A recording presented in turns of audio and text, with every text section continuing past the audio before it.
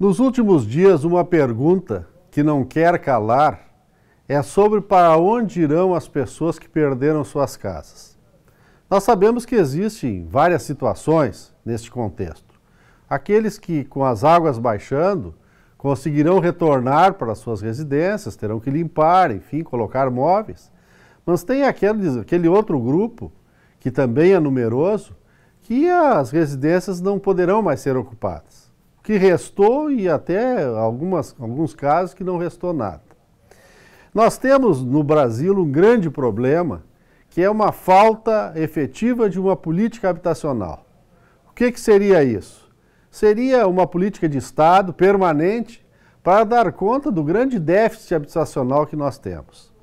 Esta situação que vive o Rio Grande do Sul, ela é uma situação anormal, é uma catástrofe. Então pegou as moradias em que nunca tinha acontecido isso. E essas pessoas terão também que ser alocadas em outros locais, mas a partir das suas condições socioeconômicas, elas poderão fazer financiamentos, construírem casas com juros subsidiados, enfim, tem um outro encaminhamento. Mas a preocupação maior é daqueles que perderam todas as suas casas e que não têm condições de refazê-las, e daqueles que já estão há muito tempo, digamos assim, nesta condição de subhabitação. Os números são alarmantes se nós considerarmos tudo que nós vemos em termos de subhabitações, de péssimas condições de moradia em todas as regiões do Brasil.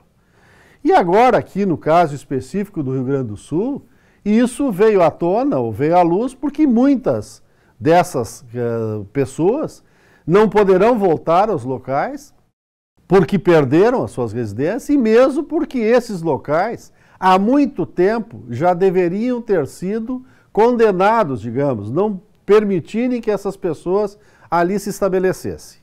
Mas por que se estabelecem? E uma parte da sociedade fica com esse questionamento que é até irônico. Se estabelecem ali, moram ali, constroem os seus barracos, porque não tem para outro lugar.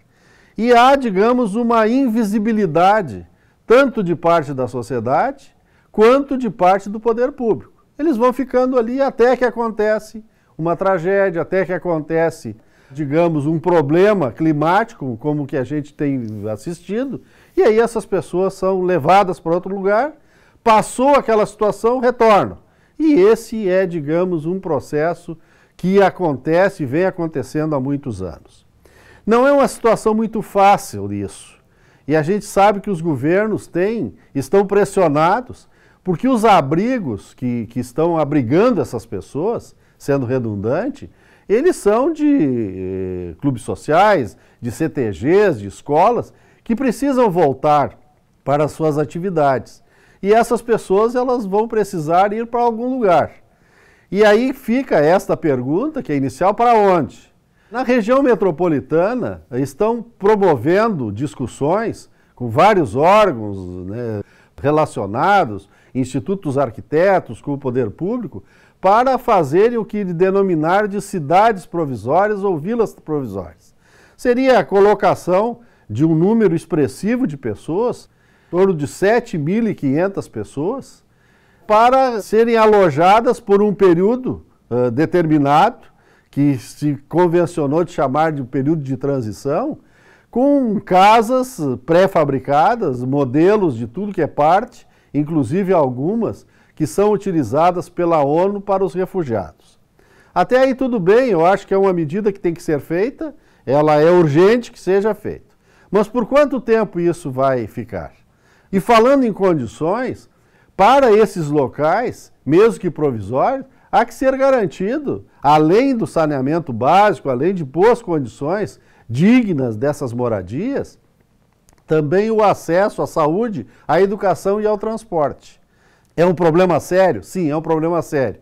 Mas que transformemos ele numa oportunidade para que no futuro, e num futuro próximo, nós tenhamos mais dignidade em termos de moradia. Chega de sofrimento num país que tem dimensões suficientes para acomodar toda a sua população. Boa tarde.